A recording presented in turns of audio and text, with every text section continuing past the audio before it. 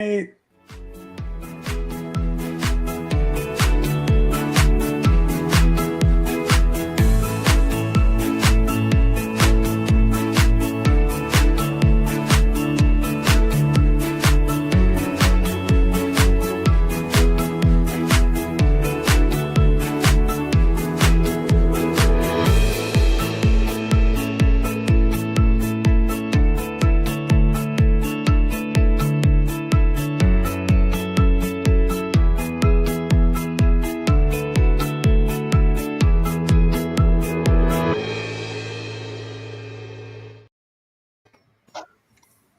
Hey everybody, welcome to yet another of our webinars with Dr. Dee Haggerty, question and answers. This is the overflow from the past two sessions that we did, Tales from the Trenches and Pills, Patches, and Shots, if I remember the order correctly. So anyhow, we got Kimberly and Jasmine and Dee all joining us here, and so we're going to answer your questions. And so anybody want to say anything before we get into the questions? I just want to say hi. Just that it's been an honor and a pleasure to work with Dee on these webinars. It's very informative. I've gotten a lot of good commentary from people that I've talked to about them. They have been very helpful to people.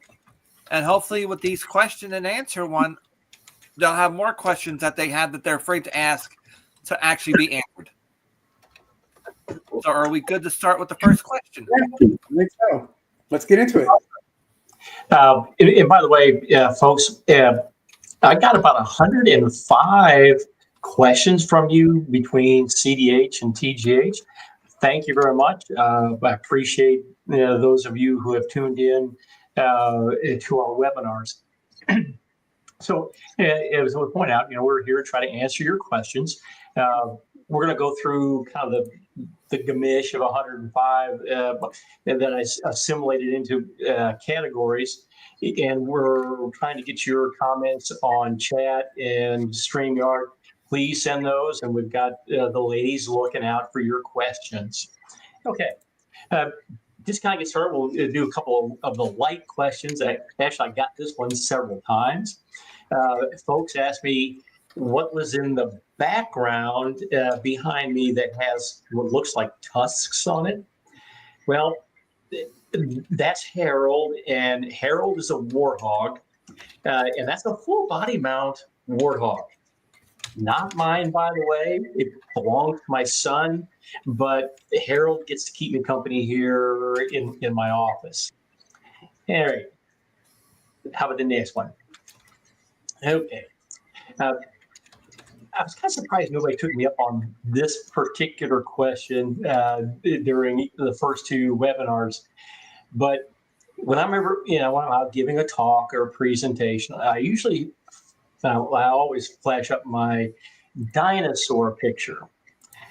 And yeah, I really do understand that, okay, I'm an old fart, I'm a dinosaur, I come from a different era. But there was really one particular experience that helped to cement that into my mind. If I asked everyone what this medical instrument is, most of you would say it's a stethoscope. Well, actually, you'd be wrong, because this is truly a magic wand. As a physician or even nursing, etc., when we have this connected to us through our ears and we touch you with the stethoscope, magic is transferred from one place to the other. And it's really the way that we can get into your soul. And people think that there's something very special happening in the physician-patient relationship when we do an examination. Well, learning how to use this is pretty straightforward. But the lecture that in medical school that teaches us medical students how to use a stethoscope is usually given by a gray-haired, more senior physician. Well, when I was in medical school at Emory, J. Willis Hurst, MD, the chairman of medicine and a prolific author about the heart, has authored more textbooks about the heart than any other physician in the world. He gave that lecture. And at the beginning, he said, look, we all understand there are two heart sounds. The first one and the second one, and we call those lub-dub, lub-dub, lub-dub. And even us civilians, not physician types, understand that. But then he said, you know how long it is between lub and dub? There's a very specific program time. It's 200 milliseconds. And of course, we're all like, how do you know 200 milliseconds? And he said, every single one of you in this room knows exactly what 200 milliseconds is. And again, we're all kind of clueless. And he said, on a rotary dial telephone, when you spin it around and you let go, click, click, click, click, every click is exactly 200 milliseconds. So you'll know whether what you're hearing is normal, too short, or prolonged. Great impression, it's something that we all knew. Now you can probably see where this little story's going over the long term. Fast forward 30 years into my career, and I was asked to give that lecture to the medical students at the University of Alabama. And I thought that was great. What an honor. So, of course, I get up there, and I was going to use the same example that J. Willis Hurst had used at Emory. And so I'm up there and I say, 200 milliseconds between the first and second heart sound is something that every one of you know, and that's on a rotary telephone. Every click, click, click is 200 milliseconds. The room was quiet, and every face was blank. And I could see all the senior gray-haired faculty members sitting in the front row, and they're all kind of doing their little smirk. And finally, my light bulb went on. I kind of closed my eyes and I asked, how many people in this room have ever used a rotary dial telephone? Only one hand went up. It was at that time that cloud broke open, and I knew that I was a dinosaur. All right. You'd be young, but I'm old enough to remember those ones. Okay, and let's see, who's got the most gray hair among us? I have lots of gray hair. I just dye it, that's all. I cover mine. Okay. I saw that Cynthia was signed in with us.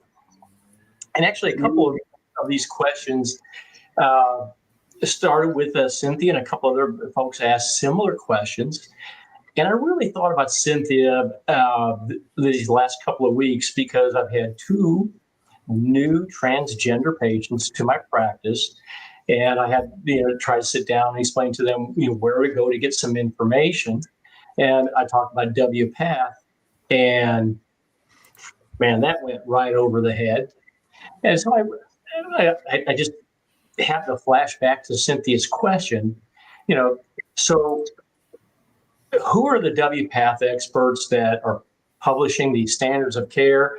And great question that Cynthia asked was, are they really experts? Well, that really is an easier one out of all these questions to answer. These are really the who's who in transgender medicine, surgery, psychiatry, and social work.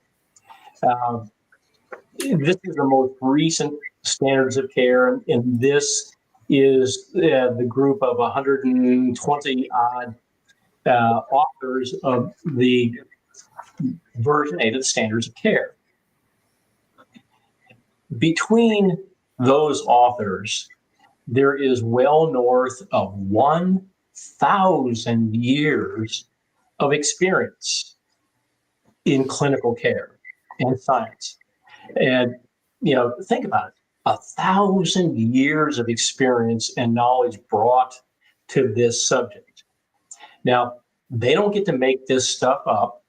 They have to really synthesize a lot of information. So they break this group up into subject matter experts, and a group of experts works on one particular section in the standards of care. They review the worldwide literature, multiple languages, multiple publications, and they sit around and they beat the living bejeebers out of one another about every single article and synthesizing all this scientific information. Each committee then drafts a summary and submits it to the rest of the group. And then this large group wrestles with the information from all the other groups. And after they go through this long iterative process, which takes years, remember, we're now in version 8 that was published in 2021. The very first version was published in 1979. So we've only had 8 versions over all of those years. So it's a long process. But as a group, now here's really the interesting part, and it's very different than what most of us do as scientists who publish. They come up with this draft document. They put the draft document out on the internet for general comments. And you don't have to be anybody who's a who's who in transgender care. Jane Doe off the street. You can read the draft, offer thoughts and comments. Well, during the version 8 standards, as they were being drafted, there were over 1,200 people who reviewed from the outside all of the standards as they were drafted. And those 1,200 people offered about 2,300 written comments. That's a lot of stuff. So those 2,300 questions were then reviewed by the WPATH board and working committees, and came through several more drafts to come up with the final version of the standards of care. So these things are worked on by hundreds of experts, thousands of years of experience, working through the worldwide medical, surgical, and transgender literature to bring forward those operating characteristics, the standards of care to us. Okay? So hopefully, Cynthia, that starts to answer the first layer of the question.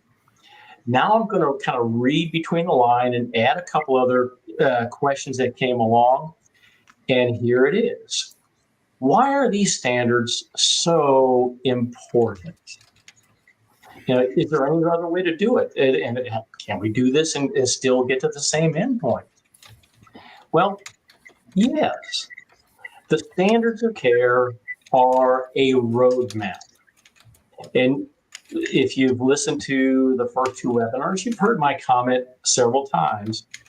It doesn't make any difference what continent you're on, what sea that you are across, or what your system of care is where you live.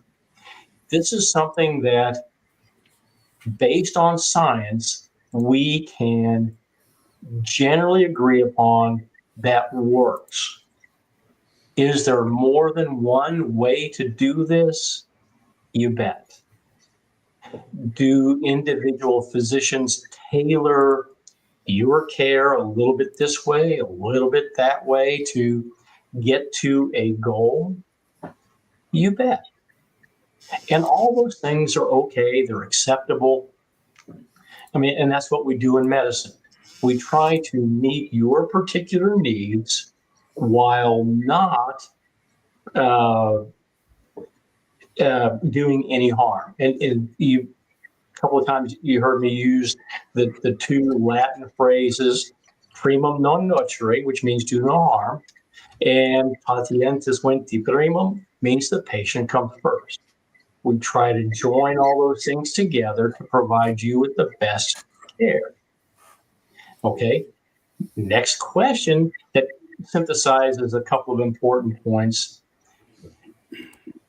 What information generally did they use? Well, like I mentioned, they used the world's literature for medicine, science, psychiatry, etc.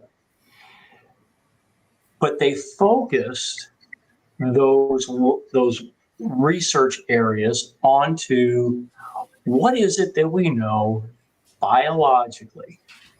Well, we know there are these things called cisgendered women and cisgendered males. Male, female, men, women, whatever term you want to use. Well, for us trans femme type individuals, what is it that we're trying to become? We're trying to emulate the cisgendered female. If we're transmasculine, then we're trying to emulate the cisgendered male. Okay. Well, let's talk about the transgendered female for a moment, because it's what I work with the most. And Emmett has signed on here also, who has asked a couple of important questions for transmasculine. But for cisgender females, we know what their estrogen levels are in a certain range.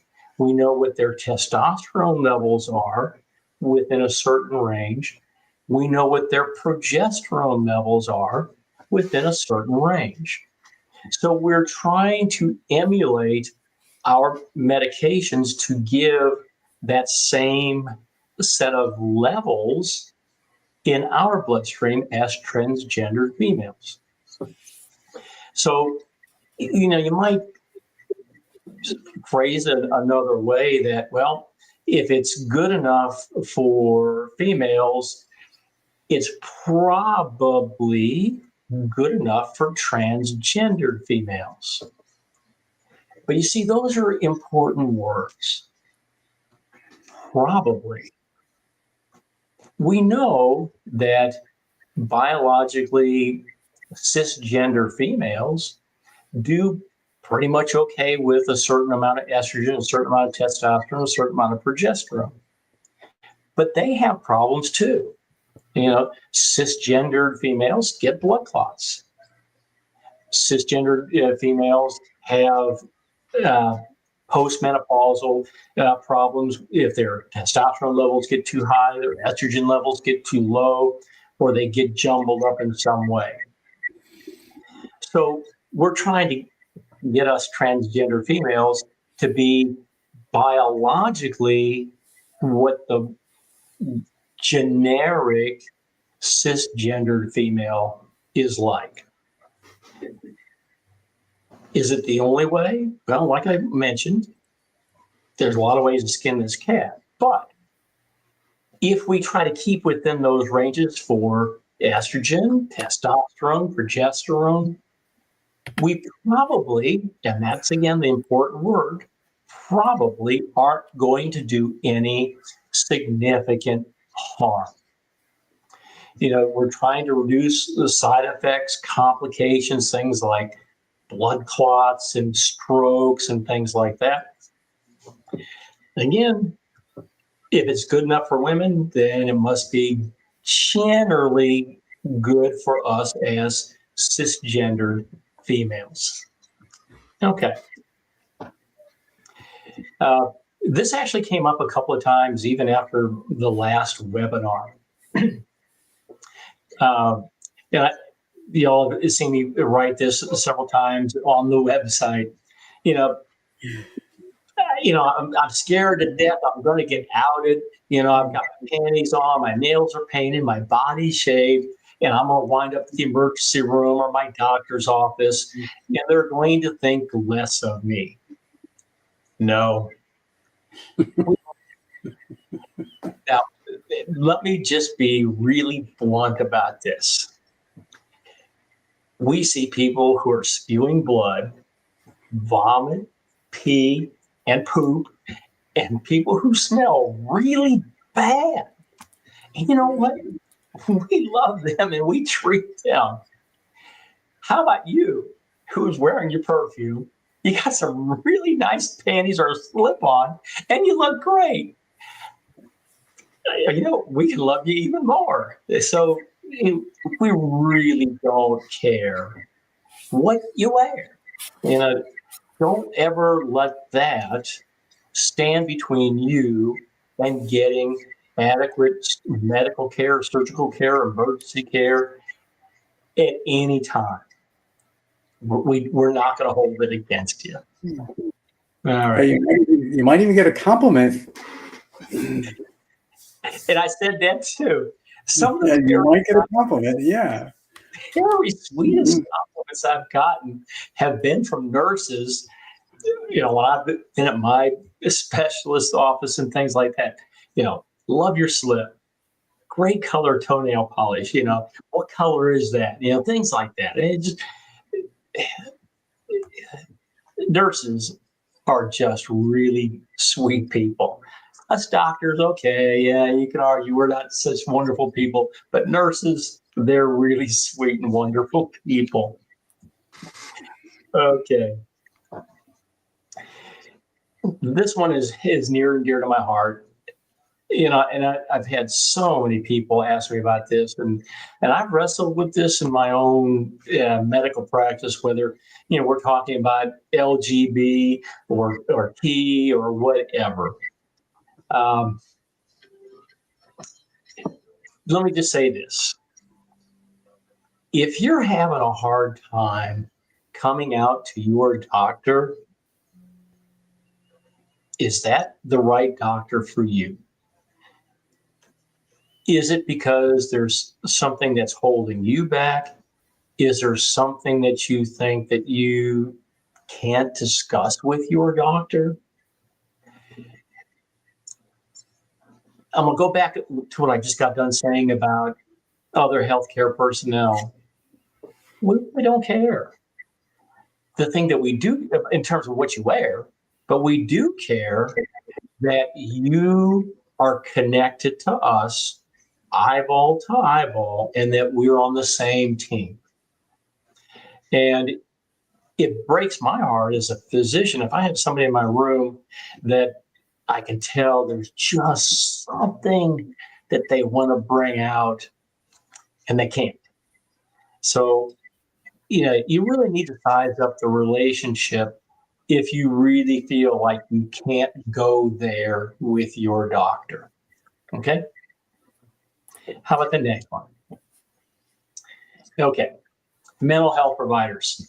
Probably the one group of people that are the biggest heroes in my world, even bigger than nurses, are the mental health providers.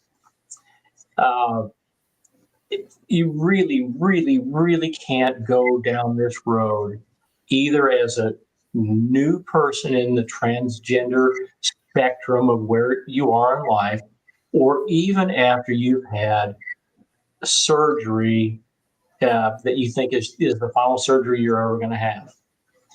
That mental health provider really needs to walk this journey with you all the time. I embarrassed myself. I spilled the beans about how I messed it up. I figured with 40 years of experience, I know everything there is to know about all the ins and outs of the mental health aspects of hormones. I almost, and But folks, literally, I came that close to saying, I'm going to do this without any mental health assistance. What convinced me that that was the wrong answer was I happened to be in an airplane giving a flight lesson. I'm a flight instructor. And I was saying to a brand new student, it doesn't make any difference if you're a 10-hour student or if you're a 5,000-hour instructor. The rules are there to save your life. So I was embarrassed when I got home that night that I heard those words come out of my mouth and I was going to go through this without a mental health provider. Thank God I acquiesced and I got my own mental health provider before I started. Oh, ladies and gentlemen, the world is different when you change whether you're an estrogen-based brain or a testosterone-based brain. Mm-hmm. That expression, you don't know what you don't know. Oh, was I embarrassed to learn just how much I didn't know. Okay, next question. I got this one a couple of times. I guess I am kind of crazy, but you'll never hear me stop touting just how important your mental health provider is. Okay, get rid of that. Okay. Mental health and hormone therapy. I'm going to suck my cohorts into this one.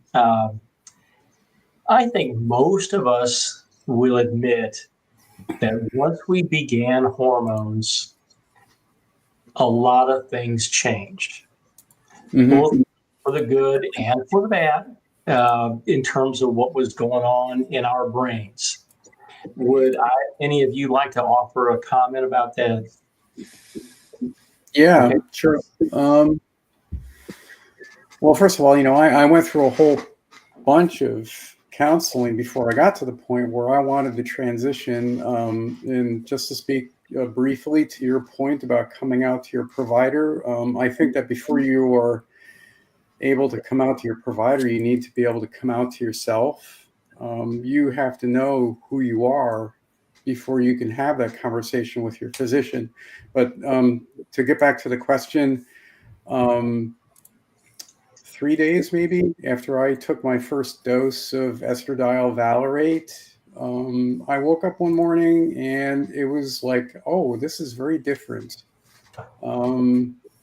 It was like I'd been in a dark room my entire life. I didn't know that the room was dark, but it was dark. Like I had enough light to see, but it was still a dark room. And all of a sudden somebody turned the lights on, really bright floodlights. It was like a completely new reality for me. And it just kept getting better and better.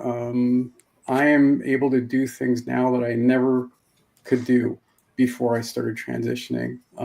I couldn't do the work that I do right now. The way I work with the world, the way I deal with people is entirely different than it was before I started transitioning. I knew after the third day that I made the right decision. And I know that a lot of people don't have quite that same experience. I mean, it hit me like a bus, so to speak. It was really quite profound how it hit me. I don't know that it happens to everyone like that. Maybe it takes a few weeks. I'm not really sure. I think there's probably quite a bit of variability in that regard. But at least for me and for a lot of the trans gals that I've spoken to, they do notice a pretty rapid onset of the effects mentally. The physical stuff takes longer for that to happen, but at least mentally, it was like, oh my God, it was like my brain got a tune-up. It was like all of a sudden I had a properly working brain for the first time in my life. And it wasn't until I was in my early 60s. Yes, I'm dating myself right now. But yeah, I was in my 60s that, I finally felt as though my brain was working the way it really should have been all along. And, it was like one of those, WTH moments. It was like, oh my God. Yeah. So.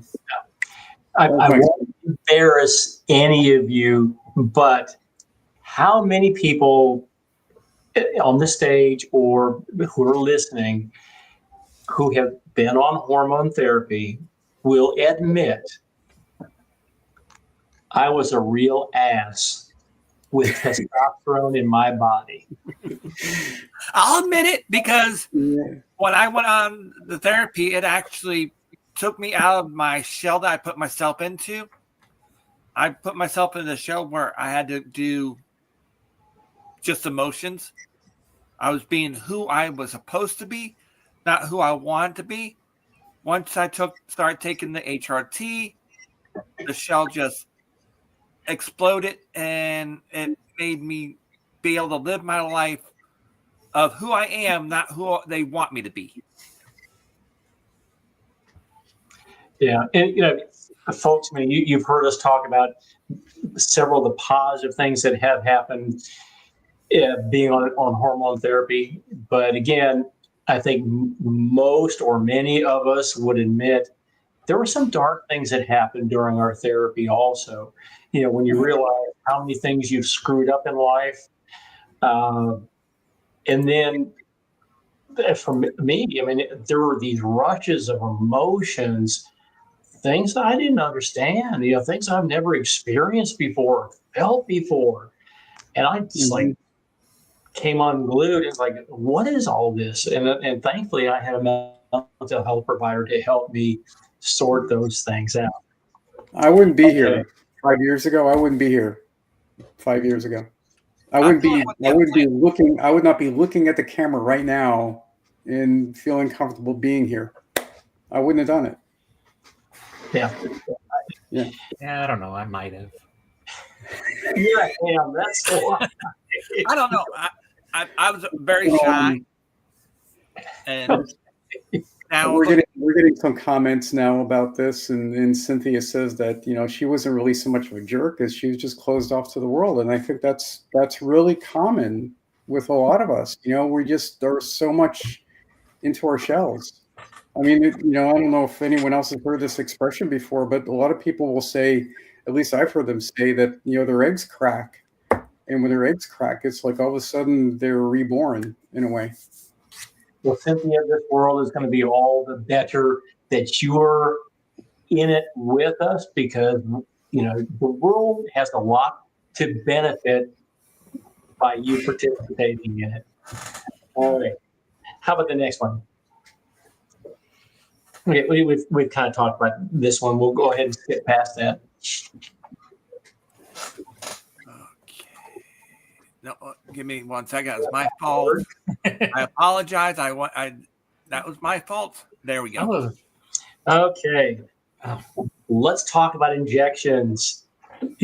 For the vast majority of us, it's going to be shots, whether we're talking about transmasculine taking testosterone, or us trans femme taking estrogen, the Valerate, Cypionate, whichever formulation. Now, it's like two big things come up. Why is it so hard to give a shot to myself and do it the right way? Or why in the heck does it hurt so much?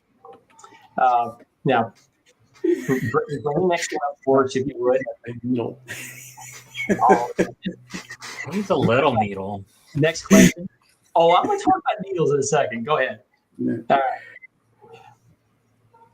A lot of these shots hurt, and I'm going to explain why that is in just a second. Next question. So I'm going to get all these things out here as a group. My doctor has a fit. Okay. Diabetics do it.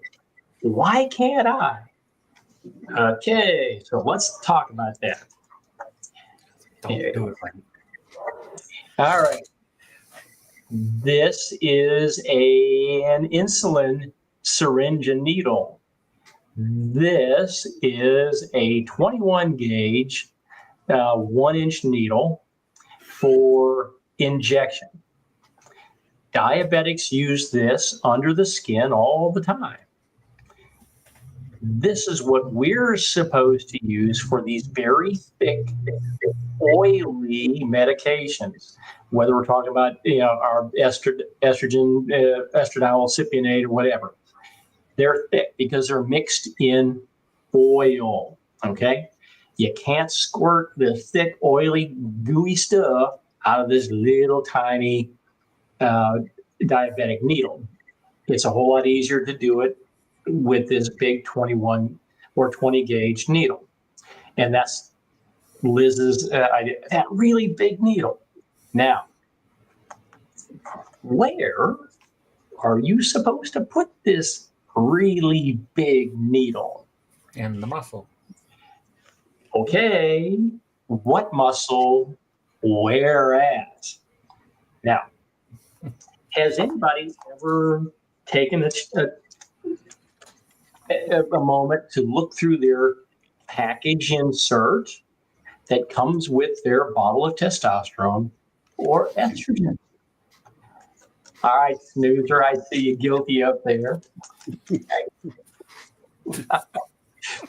Let me read directly from this insert for testosterone. Okay. Depot testosterone is for intramuscular, thank you, Chaz, use only. Depot testosterone should not be given intravenously. Intramuscular injections should be given deep in the gluteal muscle. Period. In the butt. Okay? Now, let me read from the package insert for delestrogen, which is what we're using, I think most of us here. Delestrogen should be injected deeply into the upper outer quadrant of the gluteal muscle, following the usual precautions for intramuscular injection. Okay. Now, how do you give a shot properly in the muscle?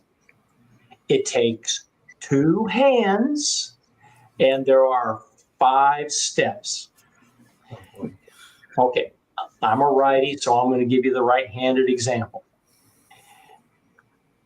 Pinch, pull, poke, pull, push.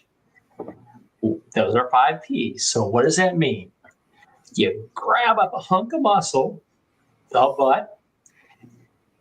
I won't tell on you, Liz. Anyway, you grab the butt. I don't give my injections that way, so.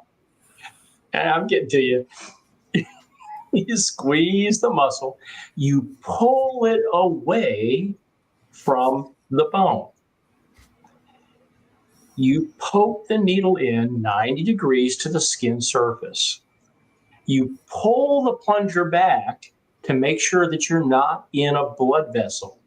If you're in a blood vessel, that's intravenous, right? And then you push the medication in, and then you let go of the muscle. Now, one of y'all may be willing to be a better model, but I'm not going to show you my butt. You can't get this back there. You can't grab a good hunk where you're supposed to and pull that skin away while you give yourself a shot. So it is literally impossible for you to give a shot properly in the gluteal muscle.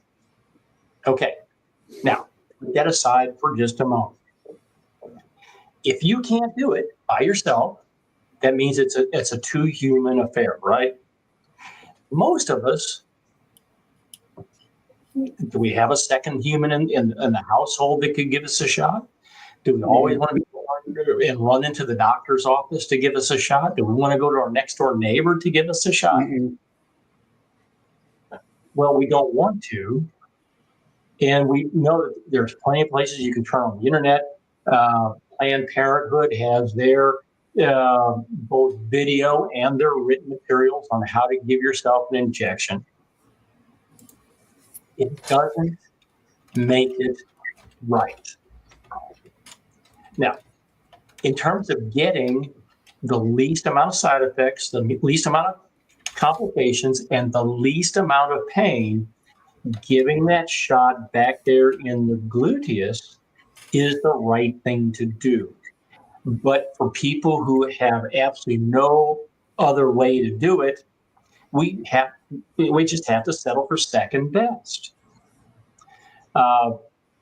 That's the thing that usually will arise with it hurts.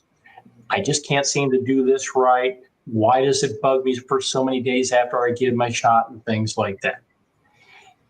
Because it's only meant to be done in one place. It was only approved by the FDA to be done that one way. Okay? I understand. The world's not perfect, and sometimes we just have to settle for second best. But if we settle for second best, we're getting second best. Okay? Okay, Dee, we have a question live. We'll bring up a question live, and this one's not on our standard questions that we have canned, so.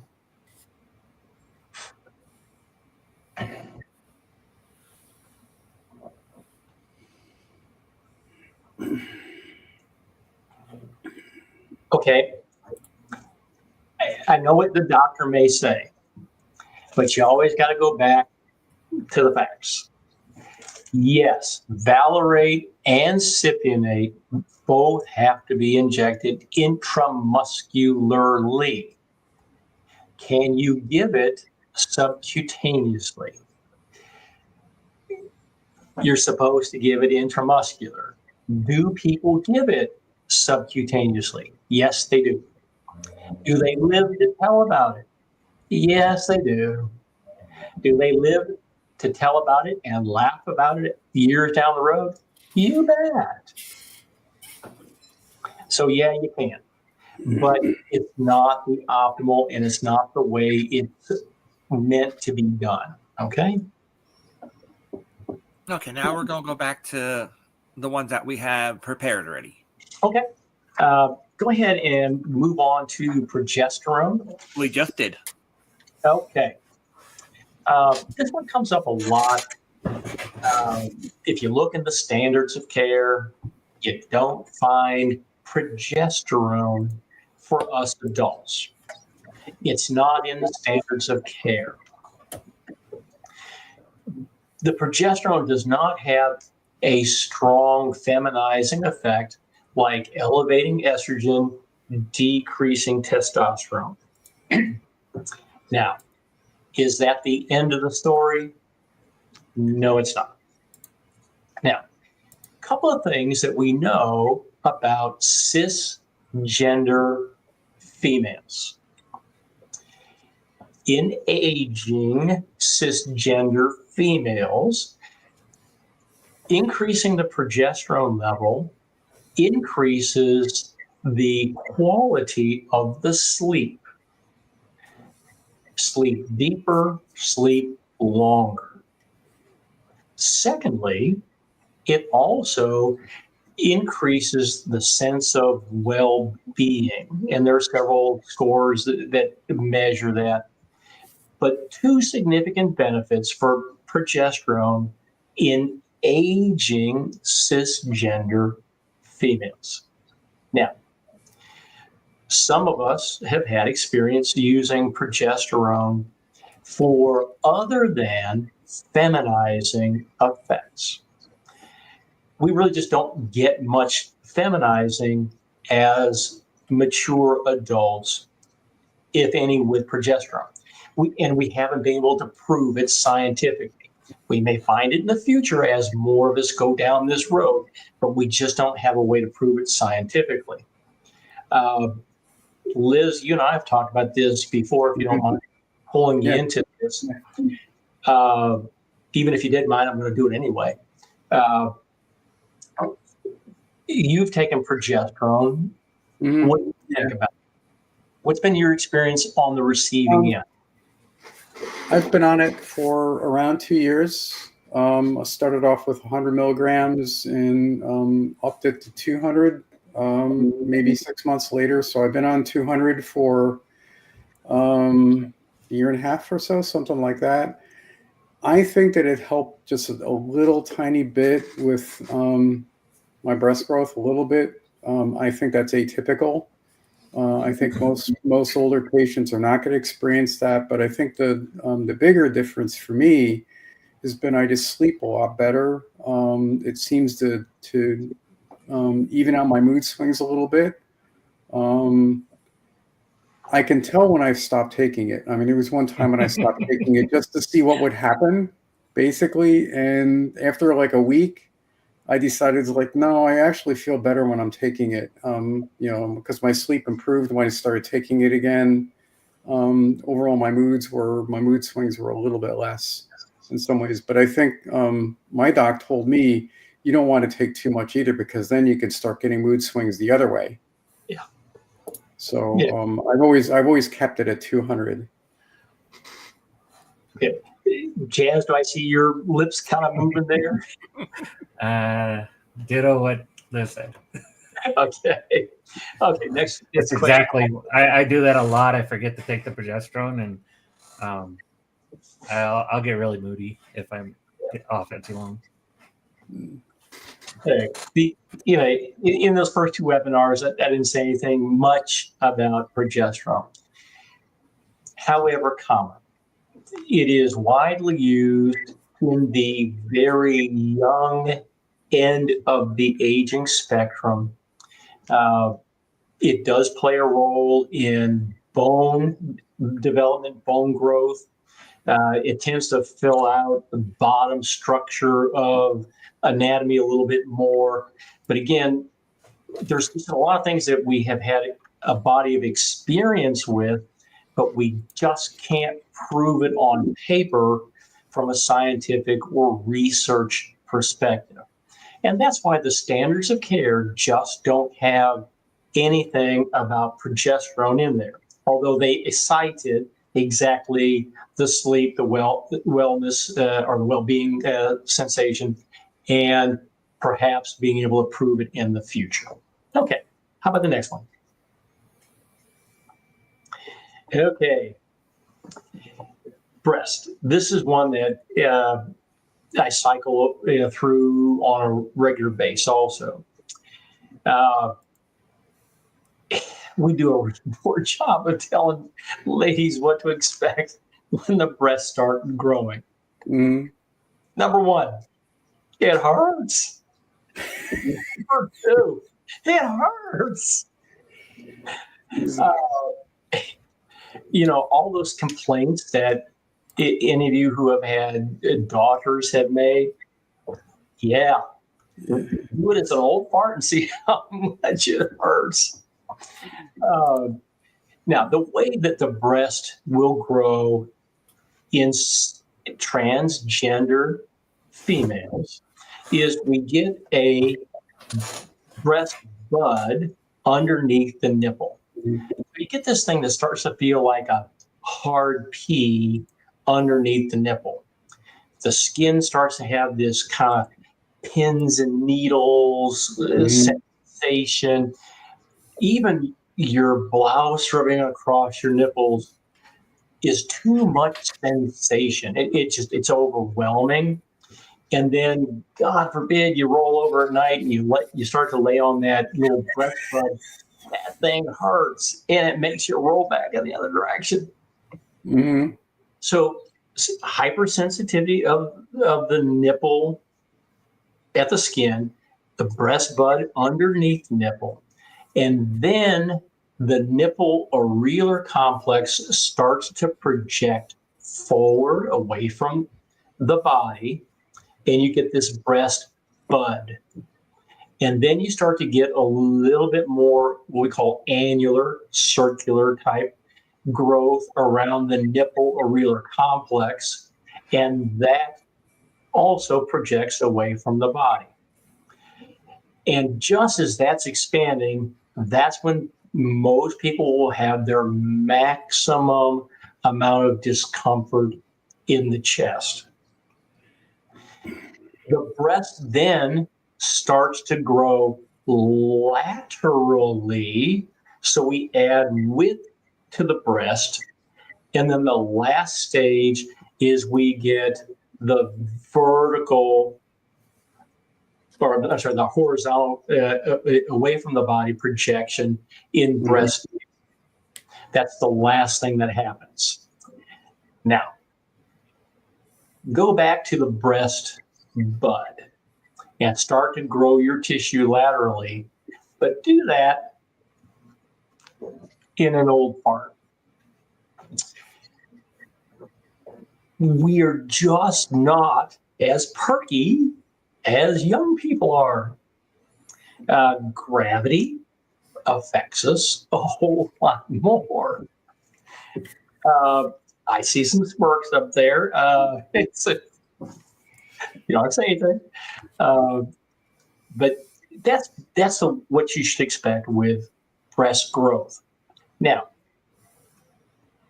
next question. Okay. 3 years on therapy and I'm stuck. My breasts just aren't growing anymore, but I only got a B cup out of it. Am I not on the right therapy? Am my levels not high enough? Is there something wrong with me? No, none of the above. Remember, what you get is when you decided to get it. Put that in practical terms. The sooner in life that you start a transgender hormone therapy, the better result that you're going to get. You'll get more breast growth if you start it when you're 20 than if you are 60, even in this exact same person. You would have done a better job when you were 20 than when you were 60. The length of time that you're exposed to the hormones also makes a difference. If you've only been on hormones for a year, you haven't reached your maturity in terms of the amount of breast growth and development that you're going to get. By somewhere in that 2 to 5 year time frame, you've maxed out. So in this person's case, who asked, said 3 years, you're probably getting close to maxing out. And that's important. Okay. So maybe in your early years, you'd have gotten more, but a lot of it depends on your genetics. Mm-hmm. If you come from a family of smaller chested women, you're probably not going to get double D cup. If you come from a family that is naturally well endowed, you're more likely, given enough time and exposure to hormones, to get bigger, fuller breasts. Okay. Not fair. I'm sorry? Not fair. Okay, I think we hit that question, Ray. Did we not? Yeah. So it's going to be 1 to 3 years. Okay. And then next one. Okay. I commented on this one last time, and I thought it was really important to answer this question again. You go to the surgeon and say, look, I'm ready for my breast augmentation. And they tell you, no, we're not going to do it. It's terribly deflating. You're ready to get on with it. You know that your breast augmentation is going to make you feel so much better. You're just going to feel more whole, more real, more feminine. Yeah, you will. But is it the right thing to do? And a lot of these breast surgeons are really very savvy and skillful with what they do and when they do it for their patients. If you haven't been on hormones long enough in the 1 to 3 year time period, you're probably asking to get implants too soon. Having some maturation in this breast tissue helps for our finished result how it looks to us in our own mirror and how it projects to the outside world. The better and more breast development that you had naturally makes the quality of your breast augmentation so much better. Okay? All right. How about the next one? Okay, that was part of the other. Okay. Okay. These next couple of questions are on a sensitive subject. Okay. So we're going to go ahead and dive right into it. Yeah. Okay. Libido changes on estrogen. There are no libido changes on estrogen. All right, so I over answered that one. It isn't about the estrogen. It's really about the testosterone. As the testosterone goes down, that's what predominantly affects our libido. Okay? Now, next question. Okay. People are concerned about preserving penile function as a trans feminine. Okay. Now, let me make an editorial comment first. Know before you go, and know that you want to go. You're going to experience a rapid decrease in libido, a rapid decrease in penile function, a rapid decrease in sperm production in the first 1 to 3 months that you are on your trans feminine regimen, meaning getting estrogen and blocking off the testosterone. And so these things are going to happen fast. So if you're going to do the therapy, know that it's going to happen pretty rapidly. Next question. Okay. Do I get it back if I stop? That's really what this question is about. Again, let me answer with know before you go, and know in your heart that you want to go. You can't be shot out of the muzzle of a gun.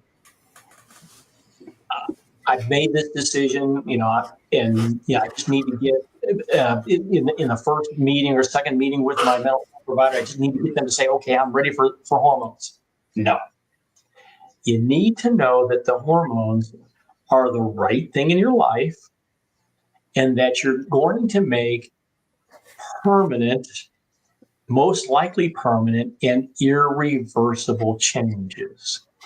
So that's really what this question gets to. Yes, libido will increase as the testosterone level begins to increase if you stop trans feminine therapy. Will you get all of the libido back? Probably not. What about the penis function? Simplest way for me to answer is once it goes down, it ain't coming back up. So you really have to assume, no snickering in the background, you really have to assume that the effects are permanent. And I really, really, really reach into my patients' souls when we're talking about initiating therapy, because they need to know that once I start down this journey with them, we're not looking back. All the looking back should have been done before somebody writes you a prescription for your hormone therapy. Okay. Yeah, hey, Dee, I just want to add this a little bit. I get questions about this pretty often. People send me private messages about this on a regular basis, and I've said this before, that you really want to get this decision right, because buyer's remorse is a big deal with this. I mean, really, it's really, I mean, I don't want to say never, but the likelihood that you're going to be able to go back to where you were before is like between 0 and 5 nines assuredness. You're not going to be able to do it. It's very, very unlikely you're going to be able to go back. So, you really need to be sure this is what is right for you if you're going to do it. Well, and to challenge you a little bit on that, slide the next question, please. Hey, we've seen those movies. Okay. So I just got done telling you, no, it ain't going to happen. Liz just got done telling you, no, it ain't going to happen. Well, you have to do something to get it to be functioning once you've really done significant hormone therapy. Especially most of these movies that you see are very young trans women. Okay. It doesn't happen spontaneously. It's all chemically induced. Sorry, I don't want to bust anybody's bubble, but it's all chemically induced. It's a movie. And let me just say, as a physician, I've been asked to help people make movies. My answer is no, I'm not going to do that. But yeah, it's all chemical. You have to use the Viagra levetiracialis to do it. And that works for about half of the people. For the other half of the people, they actually have to have what's called an intrapenile injection with a 21 gauge needle into the penis to inject medication. It's a prostaglandin to get an erection. And they do that when they get on camera, or they'll take up a side, off the camera to do it and things like that. But it's all chemical, folks. That's the way it works. Okay. How about the next topic? Good, we're off of that. All right. Spironolactone, or getting rid of your testosterone. Now, our folks in UK, Australia, Germany, France, you have different options widely available to you that we don't particularly use here in the United States. So if you get put out that we haven't mentioned the testosterone injectable blockers, I'll apologize up front. So spironolactone is typically what we use here in the States. I'm taking the maximum dose, but I can't get that doggone level below 200. Number one, is it a problem? Well, yeah, it is. In that we want our testosterone level to get down to 50 or less. Lesser is better. The lower you go with the testosterone, the better your estrogen can exert its biological influence to change fat distribution, skin changes, breast growth, etc. And if you didn't hear me a couple of weeks ago, every single molecule of testosterone is 7,000 times more potent than every single molecule of estrogen. So getting rid of that pesky testosterone is the most important thing in our therapy. Now, is there something wrong if you max out your dose of the spironolactone and you can't get your level below 200? And biologically, no. It just means that you are a high producer or a high converter of peripheral fat into testosterone. People who tend to be more overweight produce more native estrogen, and they produce more native testosterone by what's called peripheral fat conversion. You want to look that up on the internet. It's called peripheral fat conversion for hormones. And so you probably have one of those things going on that's preventing your testosterone from getting any lower. And do you want to get it lower? Yes. Next question, please. All right. Pluses and minuses. Like I said, you got to get rid of the T to really do the best job with your estrogen. But what's the risk or side effect of getting your testosterone so low?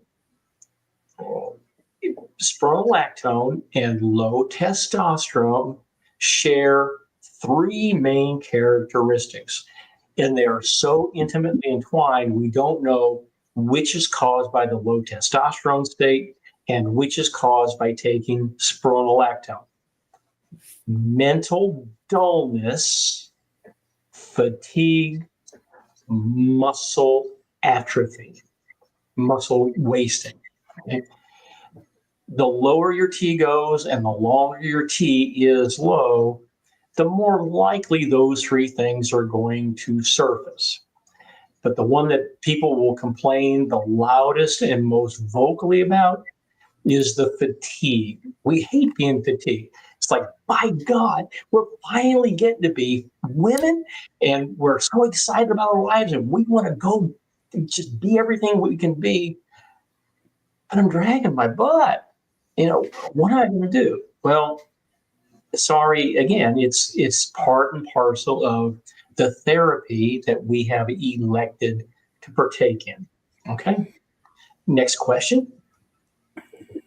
If you can't take spironolactone for whatever reason, and the most significant one is spironolactone holds on to potassium, so people's potassium levels can get too high. Second biggest thing is some peripheral edema, is swelling in the extremities and things, or it just won't do a job, won't get the testosterone down. Yes, there are other medications. The second and third stringers, that's why spironolactone is the first line here in what we do, because we get the biggest bang for the buck. But the second and third string are finasteride and dutasteride. Those are medications that are typically used to shrink down prostate tissue. Prostate tissue tends to be testosterone sensitive. So blocking the testosterone effect at the prostate helps to shrink down the prostate. But remember, they do their job by bringing down testosterone. They block testosterone a whole lot better than they bring down testosterone. So you can be having a gazillion pounds of testosterone floating around in your bloodstream, but if you block it with finasteride and dutasteride at the prostate, the testosterone can't do its job. But it does help to bring down the level of the testosterone. Now, there's another one out there, and somebody asked about this actually the last time we were on air, and that's bicalutamide. Bicalutamide is a metastatic prostate cancer drug. That's what we use it for. It both blocks testosterone and it helps to decrease the testosterone level. But remember, it's used as a metastatic prostate cancer drug. So a lot of side effects. It's not used lightly, tends to be more pricey if covered at all without that prostate cancer diagnosis. So yes, you do have some alternatives besides spironolactone. Now, all of our folks over in UK and Australia and everybody, they're all probably beating on their keyboards. Dee, come on. We've got injectable testosterone blockers. Yep, you do. They are not approved for use in the United States. Oh, yeah, they work really well. And in some ways, they act better and have a little bit better side effect profile than spironolactone does. But the reason it's not used, or I say approved in the United States without a special waiver, is it does increase the risk of what's called midline meningioma. It's a cancer that occurs in the brain. I was going to say cancer. It's a tumor. It's not malignant, but they happen in the brain. And that, by definition, is generally bad. Okay. So that's why it's not approved in the States.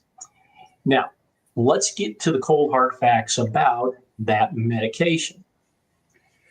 When it was first being used, it was being used at a much higher dose than what's being used now.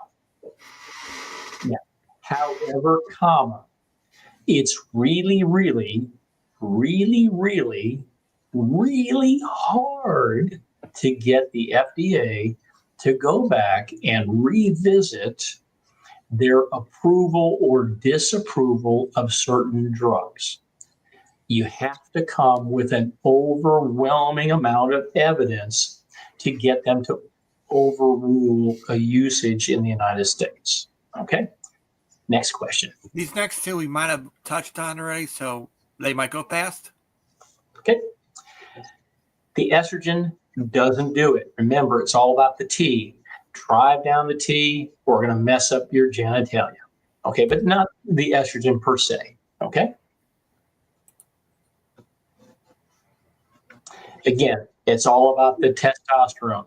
It's all about the testosterone. It's all about the testosterone. Okay, next one. Okay.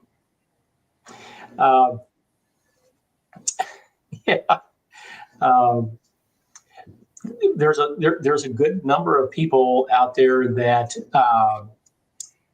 estrogen alone will really slam dunk the testosterone production, and they don't have to take the T blockers. God bless you, dear. I'm happy that it happens for you. I would prefer not to take those if I didn't have to. Mm-hmm. But it's really a small number of people. And by golly, I wouldn't talk about it at a party because everybody's going to be mad at you when you walk out the door. Okay. Next question. Okay, now we're going to move on to DIY problems. Okay. Oh, boy. I'll say drive me crazy. But what I really mean is it hurts when I see people who have these complications. Birth control pills. Birth control pills are designed to control fertility.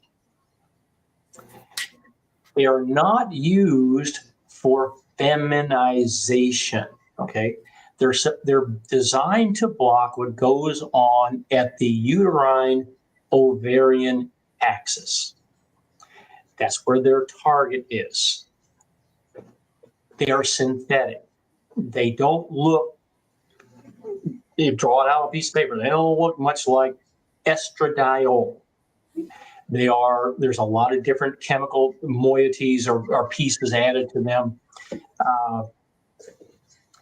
Now, can you get feminization by using birth control pills?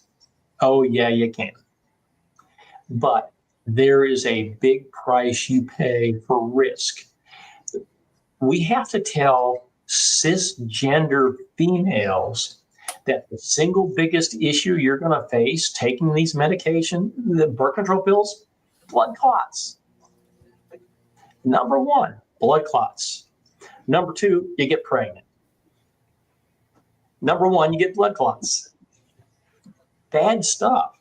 So now you put that medication that is a risk in cisgendered females in a transgendered female, and you're only asking for more problems, especially if you have that pesky testosterone run around and you haven't done anything to cut back on the testosterone. So high testosterone plus these synthetic estrogens, highly synthetic estrogens, is a recipe for blood clots, and that's terrible. Okay, next question. Okay. Unsupervised estrogen. I hammered on blood clots, but oh no, that's not the only risk. We will mess up your lipids. We're going to mess up your cholesterol. We're going to mess up your triglycerides, or both. But we're definitely going to do something to your lipids. Okay. Most people will gain weight on estrogen. Now, those things are also a recipe for developing the diabetic state.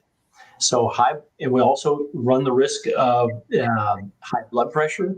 So take high blood pressure, high cholesterol, high sugar, maybe throw in a little smoking in on top of that.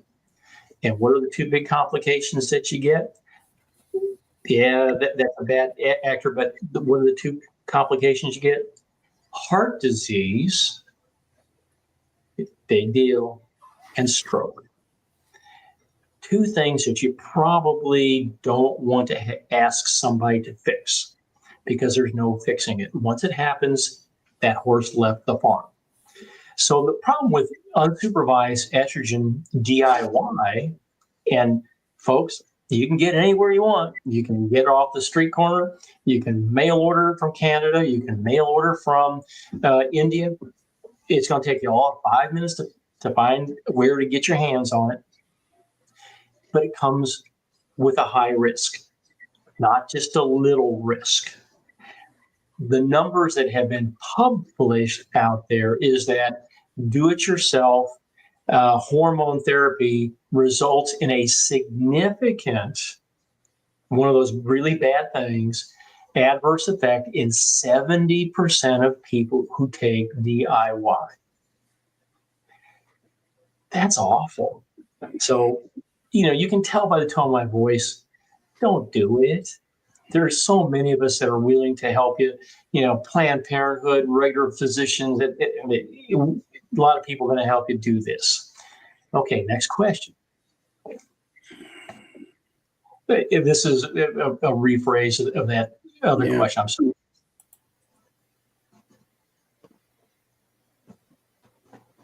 sorry. Liz, did you have your glasses on? Next question. Well, you're talking about the formatting issues with the banners, and that's how this happens. So we've already covered all this stuff. Okay. Next. Okay. Hey, I almost own that question. When you start taking, hormones when you're 60 or you're 65, oh, golly, I don't want to wait. Bring it on. Let's get it going here. So how about if I take a little extra estrogen? How about if I take a little bit more testosterone blocker? Let's get to it. Let's get these things going. Get these levels higher than it's listed on that piece of paper. You tell my answer, don't do it. It's the side effects. We're trying to emulate the levels that we know work in cisgendered females. Might we figure out someday in the future that there's some number 10% higher, 20% higher that's safe, effective for us transgendered females? Yeah, we might. But we don't have that research just yet. Okay, next question. Now we're going to go to hormone therapy and dementia. Okay. I get asked this actually in my office quite a lot. People worry about taking cholesterol medicines when they have diabetes. Does it cause dementia? Blood pressure medicines, does it cause dementia? Hormones, do they cause dementia? The answer is, well, kind of, sort of. And that's about the best scientific answer I can give you. Because it really comes down to what's the chicken and what's the egg. One of the problems that we have with taking estrogen or decreasing the testosterone is we mess up cholesterol. Cholesterol gets high. Blood pressure gets high. Sugar gets high. and maybe there was smoking during the lifetime or current smoking. What happens with those things? You block up arteries. One of the arteries that get blocked up first up here in the brain, it's what are called the small penetrating nourishing arteries that come up right along our brain stem that nourish the very first part of the brain matter right around the brain stem. That's the memory part of the brain. So if you block up those arteries because of blood pressure, cholesterol, sugar, smoking, you block up the arteries in the memory part of the brain, that's dementia. Okay? So what truly caused dementia? Was it estrogen or was it the complications? But we have not shown or proven a clear link either in cisgendered women or transgendered women between estrogen and dementia. But we know there's an increased risk, and as best as we can understand, that those risks are associated with the blood pressure, cholesterol, sugar, smoking. Okay, next question. Now, dementia in family. Yes, there is definitely a familial link. So if you have a lot of family members that have had dementia, yes, by probability alone, you're at increased risk. Does that mean that you should not take estrogen? No, it doesn't mean that at all. Do I prescribe estrogen for adults who have senior adults who have a strong family history of dementia? I sure do. But we do it understanding where those other risks were in terms of blood pressure, cholesterol, sugar, tobacco. What were your other risks in the profile? But yeah, family makes it higher probability that's going to happen to you. Okay. Okay, that's another banner problem. Okay. Mm-hmm. Next question. Okay, now we're going into general information. Okay. Okay, this was a biggie. And my inbox has been bombarded, and my office has been bombarded from my patients about Fox News just early last week reported on a Journal of Sexual Medicine article that was, I think, the way I read the article, trying to paint badness between taking or having transgender surgery and it going to make your mental health worse. Okay. The reality is, and we've always known this, there's nothing new, that after transgender surgery, particularly bottom surgery, that mental health conditions tend to get worse. Now, the one really beautiful thing in this article, and it was really what the article was trying to do, the Journal of Sexual Medicine article, was trying to quantify how often this happens. They looked at a whole bunch of people, I think like 10,000 individuals who had bottom surgery. The rate of post-surgery depression illnesses were about 25% to 40% in different subgroups, okay? Versus a number that was in the 10 to 12% for people who hadn't gotten bottom surgery. So does that really make sense? By golly, we've been trying to go through our medical transition, our social transition, and our surgical transition, and we get surgery.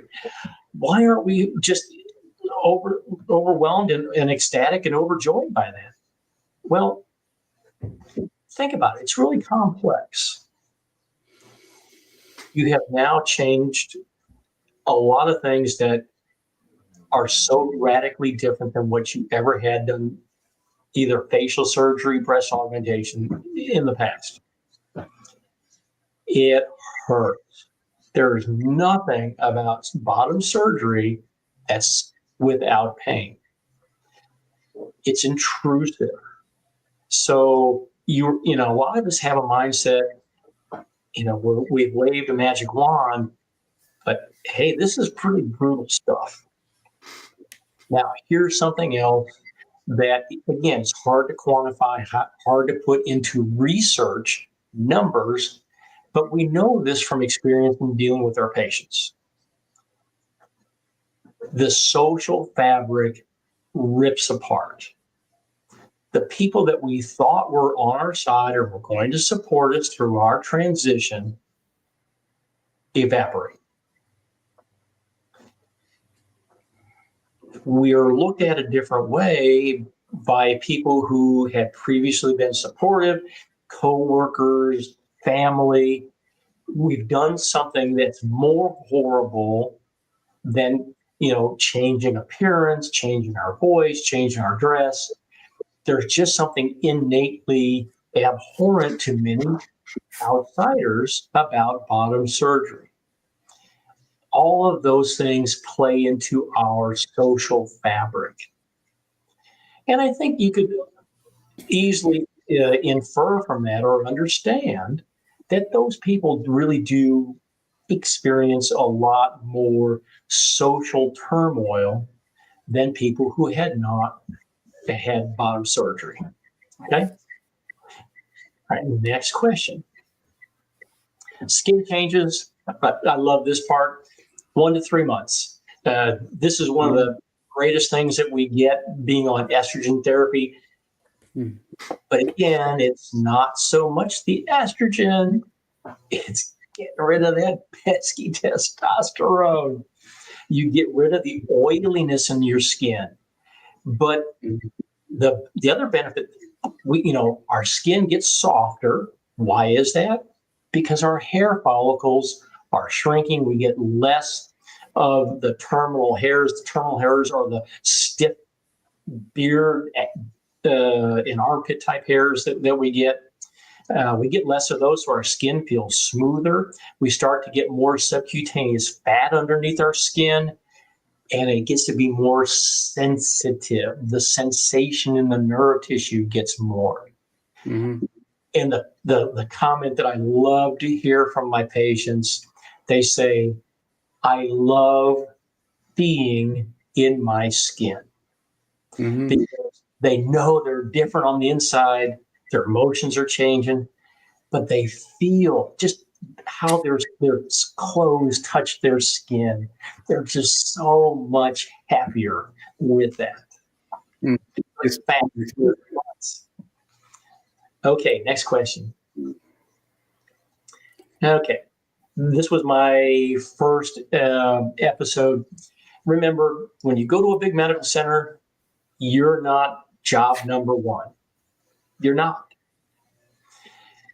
The faculty are involved in teaching, research, administrative activities, and seeing patients. And they have to train other providers to see patients. They're training nurses, nurse practitioners, medical students, residents, fellows. And every one of them wants a piece of your action. So this student, this resident, this fellow, this specializing doctor are going to be in the room asking the same questions, doing the same exam. So you get to see a lot of people.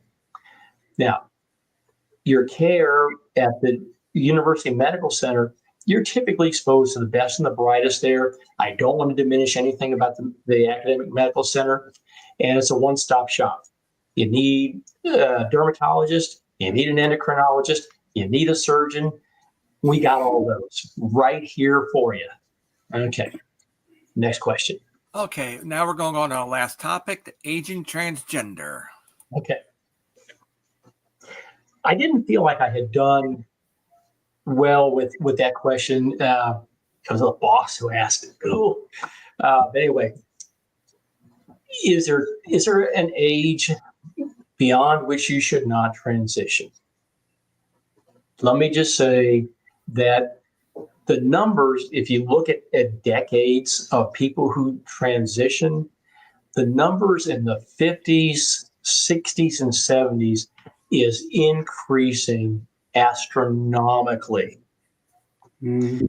So more of us are seniors in transition than the young people. Okay. And I think I mentioned him, and I've started an 82-year-old on hormone therapy in my practice previously. And by the way, she's doing great. Okay, next question. Okay, and here's the question I think I stumbled on a bit. The amount of data, factual information from a scientific perspective that we have is relatively small for the mature hormone recipient. Now, what do we know about cisgendered females? Their hormones, their estrogen level falls off as they age. What do we know about cisgender males? Their testosterone level falls off as they age, nowhere near as fast or early as the estrogen falls off in cisgendered females. So there's this thing called menopause. No cisgender woman likes it. They hate it. They feel miserable for the year or years that they're going through it. Well, their hormone levels are really going down. So now bring us as transgendered females back into the mix. Shouldn't our estrogen levels go down? Well, you might make the case that, yeah, it should. But remember, biologically, we've helped you to become something that genetically you weren't meant to be. We've changed your genetic material and what it elaborates to be something different. So we've helped you to develop breast tissue. We've helped to redistribute your fat. It helped your skin and all those things, breast growth. Should we yank the rug and bring your estrogen levels down? Number one, we don't know. But number two, that teleologic argument, that just understanding, we don't have good information, so we fixate again on what goes on in our younger cisgender females. We try to shoot for those same estrogen levels. But it becomes even more important to monitor not only your hormone levels, but the cholesterol, the blood pressure, the sugar, your bone density, your mammograms, and all the other things that go along with the aging process that cisgender females go through. So yes, keep taking them. How much? Probably at the same levels that get you the range that we consider normal as published in the standards of care. Okay. Next question. Okay. Do those hormone levels change over time? Well, for cis, they do.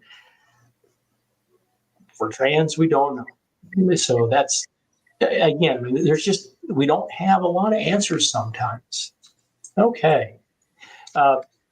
Ladies, do we have any other? Yeah, I actually have two live questions. Okay, let's have them. Okay, here's the first one from Joan.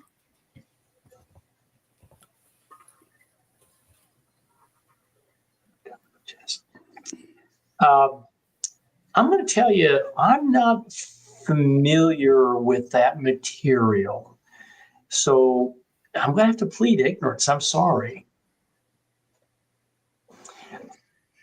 My guess would be I doubt it, but I don't know. I'm sorry, Joan. I'll look it up. If you'll send me a message on the site, to make sure you jog my memory, I'll look it up for you.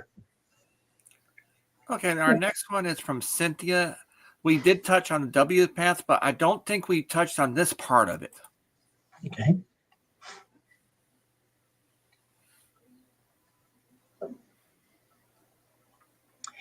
Okay.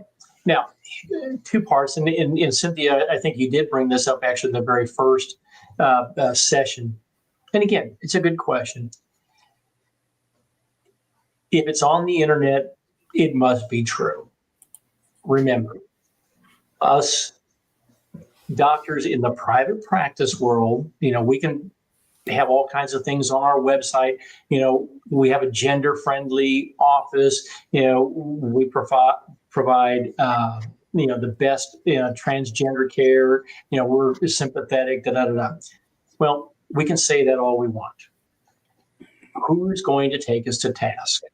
Okay, there really are few places to turn. Okay, the W path is not really the place to turn. Okay, it's a knowledge-based organization. Does an endocrinologist, does a surgeon, does a family doctor, does an internist, does a pediatrician have to follow the standards of care? No.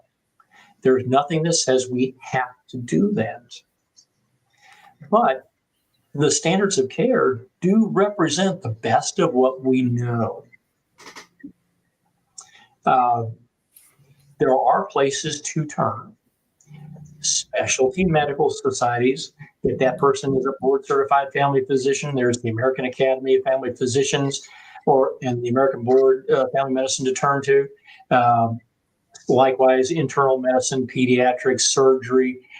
And then ultimately, if you feel like your care is really misdirected, it's injurious, the state board is available to you also, because these are licensed professionals. I do actually have two more real quick ones. Okay. They're both from Gemma. Hey, Gemma, glad you're still with us. You were here on the first one. Glad to see you. Okay. The hairs that we get, remember, there are basically two large categories of hair.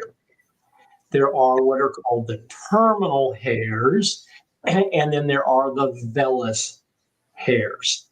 The vellus hairs are the fine, peach fuzzy kinds of hairs. They are not particularly testosterone or estrogen sensitive. And they can get to be just as long as the terminal hairs. Terminal hairs tend to be stiffer, thicker. Think eyebrows, eyelashes, beard, axillary, leg, and back on males. The things that are testosterone sensitive. But we take a testosterone blocking agent, or we're lucky like Liz and our testosterone levels fall by estrogen therapy. And by golly, we still have to shave. Mm-hmm. Why? Some of our hair, our terminal hairs, are testosterone sensitive. Some are not. And think about this. Almost all of us know that answer, because what causes male pattern baldness, the big U-shaped chunk that we lose on the scalp? That's the testosterone sensitive hair. For about 25 to 50% of us, our eyebrow hairs are testosterone sensitive. Now, why do many cisgendered males have that band of hair on the sides? Those are the testosterone insensitive hairs. So you may still have testosterone insensitive hairs in your armpit. You may still have them on your back, may still have them on your leg, may still have them on your face. So that's why we tend to still have to shave even though the testosterone levels go low.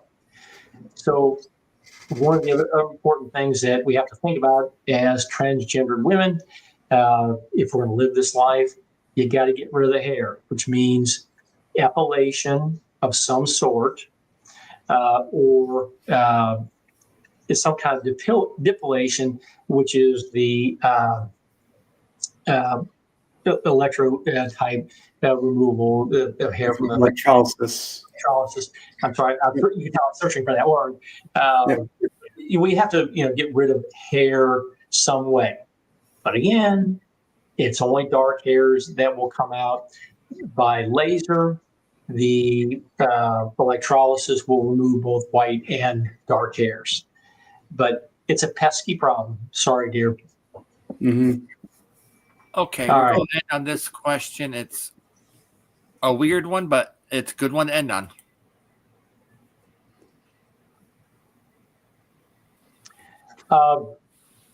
Okay, at the beginning, you get much higher sensitivity, and then the sensitivity falls off to some baseline.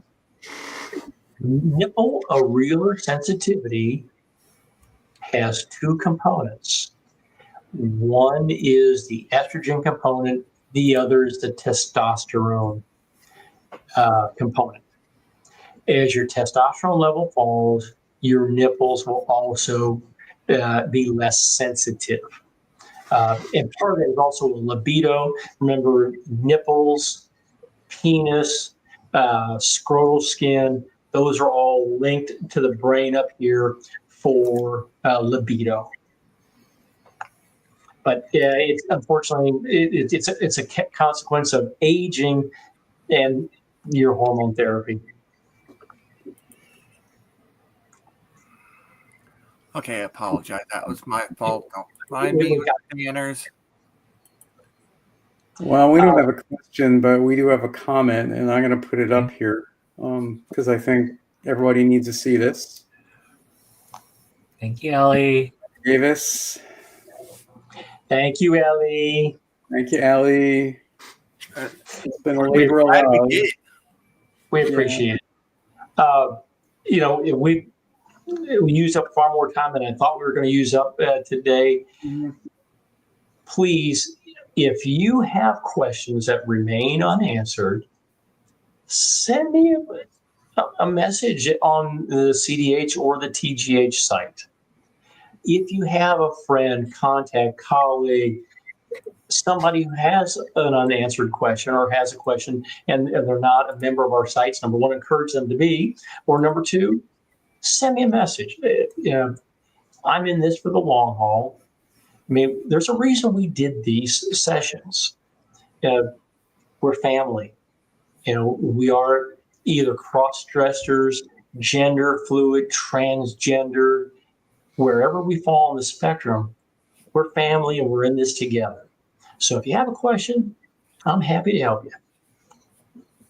Okay. And I do believe that, yes, the more questions we get, yes, we will be doing with Dee's approval. We will be doing more of the question and answers. We have no problem in doing these once a month, every 2 weeks. However, we get questions. Yep. When we get a good amount of questions, we can do more. Yep. So, yep. And I would be delighted. Mm. All So right. you invite if anybody's Glad interested in coming up people on are stage. finding this helpful. Yeah. All right. Our dear hostess, would you like to make a comment? I know I have one, but go ahead. No, I'm going to let you go, Dee. All right. So for all of our listeners that have spent time with us now during our 3 sessions, thank you for giving your time. I know we take middle of the day for most of us on a Saturday or Sunday for these, but thank you for coming and spending your time with us. Mm-hmm. But I also need to say thank you to these 3 ladies here that have made this possible.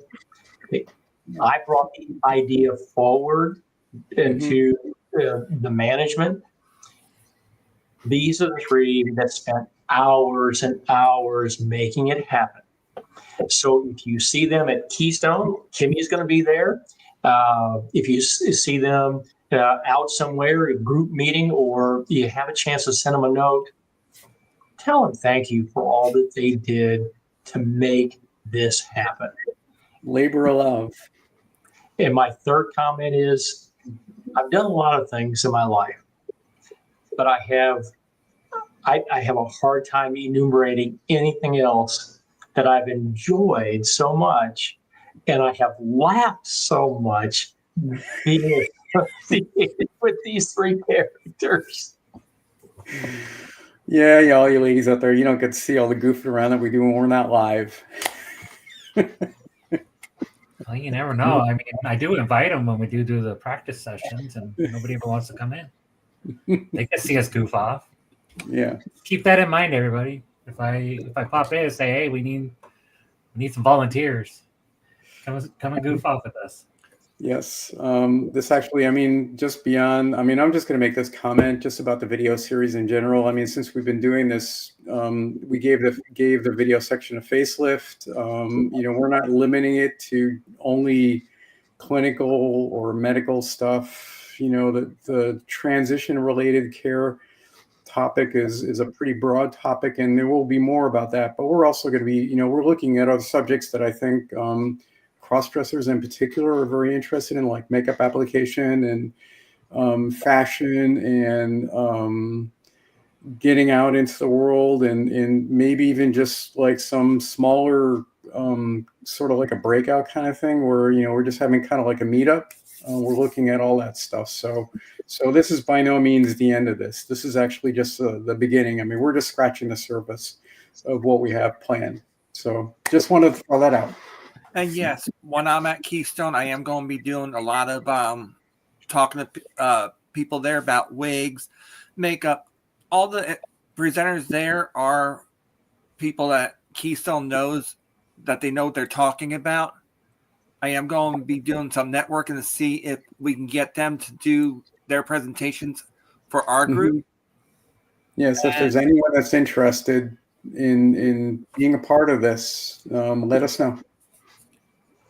And we'll see where it goes from there. I'm thinking I should be able to get a couple from the wigs, makeup. I might even be able to find a fashion one or two. It's hard to say who I can find. But we will be doing it more and more. All right. Thank you everybody for being here. It's been a pleasure. We'll see you next time. All right. Bye.